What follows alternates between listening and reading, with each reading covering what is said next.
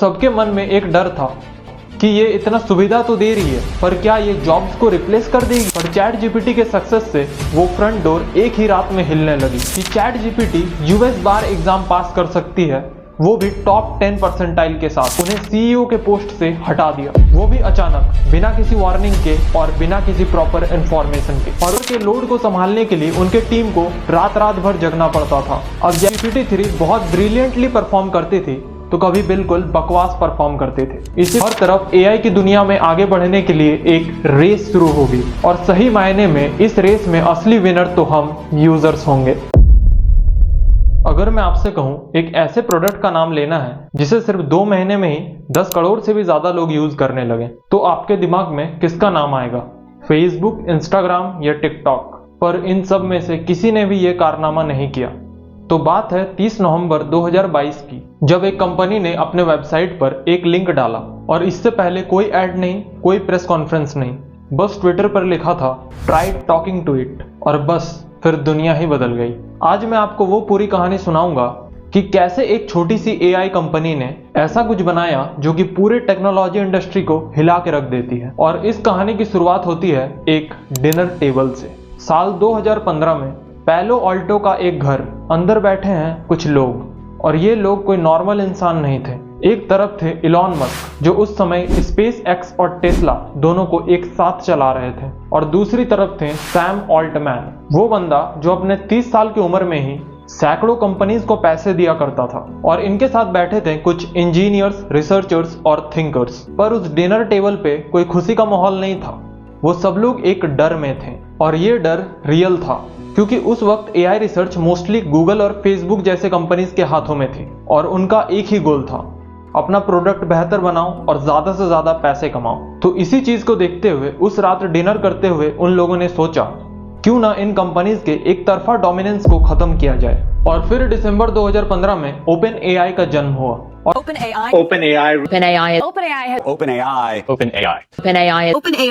Open AI का target था इस प्लेटफॉर्म को research based non profitable platform बनाना, जिससे कि एआई हर किसी के लिए एक्सेसिबल बन जाए और आर्टिफिशियल इंटेलिजेंस की पावर कुछ गिने चुने कंपनीज के हाथों में ना रहकर डिस्ट्रीब्यूट हो जाए। और फिर इसी प्लान के साथ इन लोगों ने $1 अरब का इन्वेस्टमेंट किया और काम शुरू किया। लेकिन यहाँ से जो जर्नी शुरू होती है वो आसान नहीं थी। और इधर 2017 में गूगल के कुछ रिसर्चर्स ने एक पेपर लिखा, नाम था attention is all you need. ये सुनने में थोड़ी अजीब जरूर है, पर यही चीज आगे चलकर एआई को एक रेवोल्यूशन बना देती है। इस पेपर ने एक चीज इंट्रोड्यूस की, वो थी ट्रांसफॉर्मर। बेसिकली ये एक नया तरीका था जिसके जरिए मशीन्स को लैंग्वेज समझाया जा सकता था। शुरुआत में मशीन्स एक एक वर्ड को पढ़ती थी, जैसे मानो कोई बच्चा पढ़ना सीख रहा हो। लेकिन ट्रांसफॉर्मर आने के बाद मशीन्स पूरा लाइन, पूरा पैराग्राफ एक साथ समझने लगी, वो भी प्रॉपर कॉन्टेक्स्ट और मतलब के साथ। ट्रांसफॉर्मर लगने के बाद मशीन्स में कुछ इतना फर्क आया था जितना फर्क की एक छोटे बच्चे और एक पढ़े लिखे इंसान में होता है। और इसी को देखते हुए अब ओपन एआई ने सोचा कि अगर हम इसे और बड़ा करें तो, यानी कि पूरे इंटरनेट के जरिए इसे ट्रेन करना शुरू करें तो ये कितना पावरफुल हो सकता है। और फिर 2018 में ओपन एआई ने अपनी पहली GPT-1 लाई, जो कि एआई का एक बेसिक फॉर्म था। और फिर इसी को अपग्रेड करते हुए ओपन एआई ने 2019 में GPT-2 नाम से अपनी एआई लॉन्च की। और यहाँ पर कुछ अजीब हुआ, ये मॉडल इतना कॉन्विंसिंगली लिखने लगा कि ओपन एआई ने खुद कहा हम इसे रिलीज नहीं कर सकते, क्योंकि ओपन एआई को डर था जिस तरह से वो मॉडल परफॉर्म कर रहा था उससे कुछ लोग उसका फायदा उठाकर फेक न्यूज फैला सकते हैं। और ये लॉन्च होने से पहले ही बंद होगी, जिसके कारण इसका ज्यादा इंफॉर्मेशन तो मुझे नहीं मिल पाया। पर आप सोचो कि एक एआई कंपनी अपनी ही मॉडल रोक रही है क्योंकि कहीं ना कहीं वो बहुत ज्यादा पावरफुल थी। और उस समय दुनिया को पहली बार एहसास हुआ कि एआई कोई मामूली चीज नहीं है। और फिर साल 2020 में ओपन एआई ने GPT-3 रिलीज की। और लिटरली दोस्तों, जब ये दुनिया के सामने पहली बार आई तो इस एआई का परफॉर्मेंस किसी मैजिक से कम नहीं था। इसका पैरामीटर 175 बिलियन का था, मतलब इतना बड़ा कि आप उसको पेंटिंग करने को दे दो तो वो कर देगी, आप उसे कोडिंग करने दे दो वो कोडिंग भी पूरा करके दे देगी, और क्रिटिकल से क्रिटिकल प्रॉब्लम का सलूशन चाहिए हो वो भी निकाल के दे देगी बिना किसी स्पेसिफिक ट्रेनिंग के। लेकिन इस पूरे प्रोजेक्ट में एक बहुत इंपॉर्टेंट चीज मिसिंग थी, और यहाँ पर आता है वो पार्ट जो कि बहुत लोग नहीं जानते हैं। इस एआई को नॉन प्रॉफिटेबल रखने का सोचा गया था, लेकिन एक GPT-3 जैसे मॉडल को ट्रेन करने में मिलियंस ऑफ डॉलर का खर्चा आता है। और साथ ही दुनिया के बेस्ट एआई रिसर्चर्स को हायर करना पड़ता है और उन्हें हायर करने के लिए बहुत मोटी रकम लगती है। तो इसी को देखते हुए ओपन एआई एक डिसीजन लेती है। वो एक कैप्ड प्रॉफिट स्ट्रक्चर बनाती है, मतलब कि इन्वेस्टर्स अपना पैसा वहां लगा सकते हैं लेकिन वो वहां से एक लिमिट तक ही कमा पाएंगे और ऐसा करने से नॉन प्रॉफिटेबल का मिशन भी सक्सेसफुल रहेगा और कंपनी आराम से सर्वाइव भी कर पाएगी। पर इस डिसीजन पर काफी लोगों ने उंगली उठाई, जैसे इलॉन मस्क जो कि ओपन एआई के फाउंडिंग मेंबर थे, उन्होंने बोर्ड छोड़ दिया। इसका कारण यह भी बताया जाता है कि इलॉन मस्क और सैम ऑल्टमैन का डायरेक्शन अलग था और ईगो क्लैश भी हो रहा था और उन दोनों के विजन में भी काफी फर्क था। इसके बाद सैम ऑल्टमैन ने ओपन एआई की कमान पूरी तरह अपने हाथ में ले ली और उन्होंने माइक्रोसॉफ्ट को ओपन एआई के साथ पार्टनरशिप और इन्वेस्टमेंट के लिए ले आया और फिर माइक्रोसॉफ्ट ने पहले 1 बिलियन और उसके बाद फिर और ज्यादा इन्वेस्ट करते गया और ये वही माइक्रोसॉफ्ट कंपनी है जो कि दशकों से रेलेवेंट होने के लिए स्ट्रगल कर रही होती है, पर अब वही कंपनी एआई पर इन्वेस्ट करते हुए अपना पूरा भविष्य दांव पर लगा देती है और अब ओपन एआई के पास जो पैसे की दिक्कत थी वो भी बड़े बड़े इन्वेस्टमेंट्स के कारण दूर हो जाती है। लेकिन अब भी GPT-3 में वही पुरानी वाली प्रॉब्लम थी। बेशक GPT-3 पावरफुल था लेकिन वो साथ ही अनप्रेडिक्टेबल भी था। कभी GPT-3 बहुत ब्रिलियंटली परफॉर्म करती थी तो कभी बिल्कुल बकवास परफॉर्म करते थे। इसी को देखते हुए ओपन एआई को ये पता था कि अगर इसे लॉन्ग टर्म सक्सेस दिलाना है तो इस प्रॉब्लम को सॉर्ट आउट करना बहुत ज्यादा जरूरी है। तो अब ओपन एआई आर्टिफिशियल इंटेलिजेंस के एबिलिटी को प्रैक्टिकली यूज में लाने के लिए RLHF टेक्निक का यूज करती है। इसका फुल फॉर्म होता है reinforcement learning from human feedback. Idea बिल्कुल सिंपल था, इसमें रियल इंसानों को इन्वॉल्व करो और जब वो इंसान एआई से इंटरेक्ट करती थी तो एआई 2 आंसर्स देता था, उसमें से जो भी बेस्ट होता था वो सेलेक्ट किया जाता था और इसी तरीके से ह्यूमन से इंटरेक्ट करते करते और यूजर्स के फीडबैक के जरिए एआई ऑटोमेटिकली ट्रेन होने लगा और दिन ब दिन एडवांस बनता गया। अब धीरे धीरे दिन पार हुए, फिर महीने पार हुए, फिर साल भी पार होने लगा। अब साल 2022 आ चुका था। अब 30 नवंबर 2022 को ओपन एआई ने अपना और एक अपग्रेडेड वर्जन सबके सामने रखने का सोचा। उन्होंने बस एक लिंक ट्विटर पर शेयर की और कहा ट्राई चैट जीपीटी और फिर लोग चैट जीपीटी को यूज करने लगे। पहले कुछ हजार, फिर कुछ लाख और धीरे धीरे भीड़ इतनी बढ़ गई कि सर्वर के लोड को संभालने के लिए उनके टीम को रात रात भर जगना पड़ता था। अब जैसे ही चैट जीपीटी धीरे धीरे फेमस होता है, सोशल मीडिया पर स्क्रीनशॉट शेयर होना शुरू हो जाता है। यहाँ पर एक स्टूडेंट ने अपनी एक्सपीरियंसेस शेयर की कि मैंने चैट जीपीटी से ब्लैक होल के बारे में पूछा और उसने मुझे इतना सिंपली समझाया जैसे कि मेरा दोस्त मुझे समझा रहा हो। That really cleared up my doubt about black holes. It's like having a friend explain it to me. और साथ ही एक प्रोग्रामर ने भी अपनी एक्सपीरियंसेस शेयर की कि मैंने अपनी प्रोग्रामिंग के लिए अपनी टूटी फूटी कोड चैट जीपीटी में पेस्ट कर दी और उसके बाद ना कि चैट जीपीटी ने उसे फिक्स किया बल्कि एक्सप्लेन भी किया कि प्रॉब्लम कहाँ आ रही थी और क्यों आ रही थी। I pasted my messy code into ChatGPT.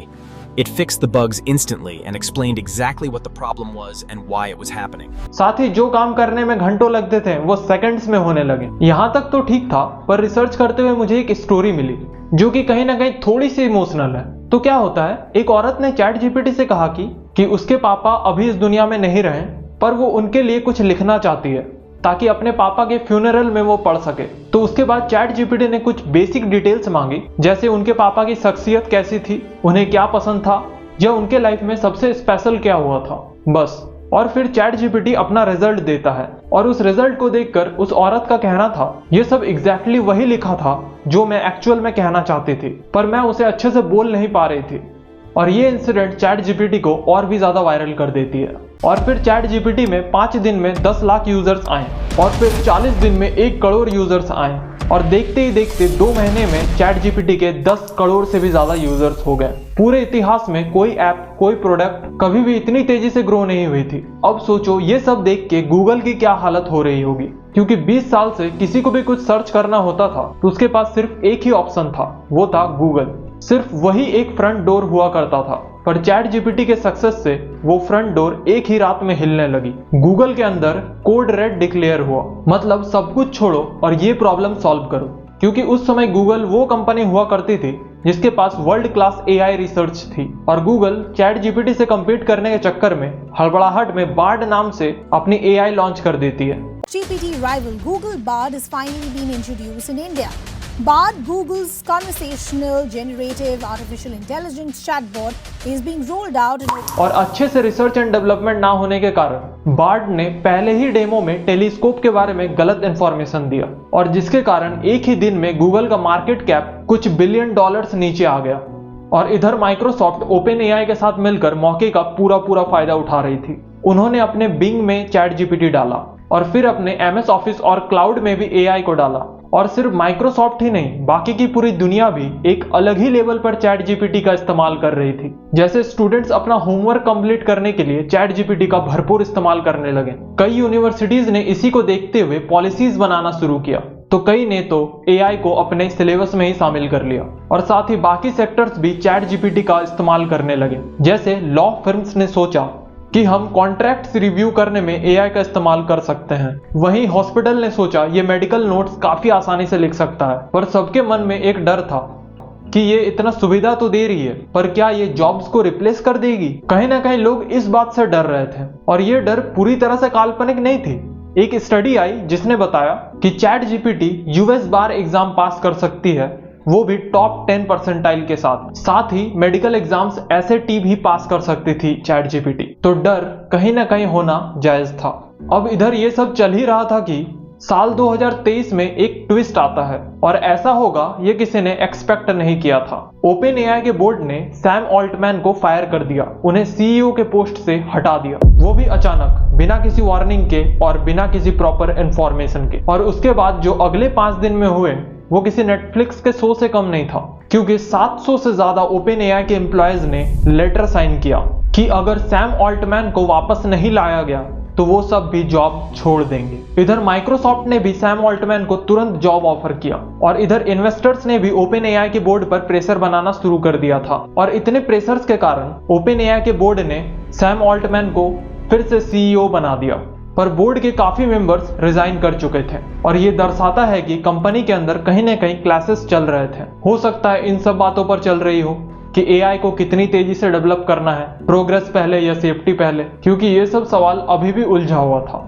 अब साल 2024 आता है और इस बार दुनिया के कई कंपनीज एआई की दुनिया में एंटर कर चुके थे। जिस तरह ओपन एआई ने अपना GPT-4 लॉन्च किया, ठीक उसी तरह कई और एआई मॉडल्स भी मार्केट में आ चुके थे। जैसे एंथ्रोपिक ने क्लाउड एआई बनाया और गूगल ने जेमिनाई, मेटा ने अपनी ओपन सोर्स मॉडल सबके सामने रखी और इसी तरह हर तरफ एआई की दुनिया में आगे बढ़ने के लिए एक रेस शुरू होगी। और सही मायने में इस रेस में असली विनर तो हम यूजर्स होंगे, क्योंकि जितना ज्यादा कंपटीशन होगा उतना ही ज्यादा टेक्नोलॉजी बेहतर से बेहतर बनता जाएगा। और आज के वक्त में कई बार देखने को मिलता है कि डॉक्टर चैट जीपीटी से मेडिकल लिटरेचर एनालाइज करवा रहा है, एक नोवेलिस्ट अपने स्टोरी का स्ट्रक्चर बना रहा है, एक स्मॉल बिजनेसमैन जिसे कि कभी कोडिंग नहीं आती थी वो भी एआई की हेल्प से अपनी वेबसाइट खुद बना रहा है। साथ ही कम उम्र के स्टूडेंट्स भी क्रिटिकल से क्रिटिकल प्रॉब्लम को सिर्फ सेकंड्स में सॉल्व कर रहे हैं। और यही डेमोक्रेटाइजेशन है नॉलेज और कैपेबिलिटी का।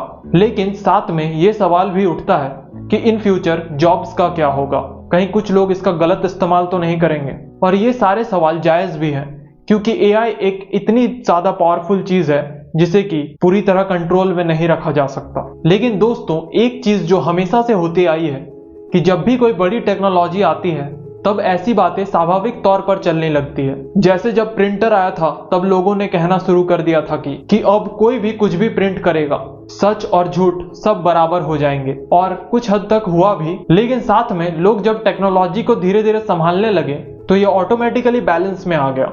और आज हम बहुत हद तक ये जज कर सकते हैं कि कौन सी न्यूज फेक है और कौन सी न्यूज रियल है। ठीक उसी तरह जब इंटरनेट आया तो लोगों ने कहा अब प्राइवेसी खत्म, जॉब खत्म। कुछ हद तक बातें सच निकली, लेकिन साथ में एक ऑर्डिनरी आदमी भी अपनी आवाज दुनिया तक पहुंचा सकता है। ये अपॉर्चुनिटी भी हमें इंटरनेट ने ही दी। लेकिन असली सवाल ये नहीं है कि चैट जीपीटी क्या कर सकती है, असली सवाल ये है कि हम इसका क्या करते हैं। अब हमें ये चूज करना है कि हम इसे एक कैसा शेप देते हैं, इसे कैसे यूज करते हैं, क्योंकि ये टेक्नोलॉजीज बिल्कुल आग की तरह होती है। अगर इसका सही इस्तेमाल किया जाए तो ये आपको ठंड से भी बचाएगी और आपका घर रोशन भी करेगी। पर अगर इसके साथ गलत खिलवाड़ करने की कोशिश की गई तो ये आपको पूरी तरह जला भी सकती है।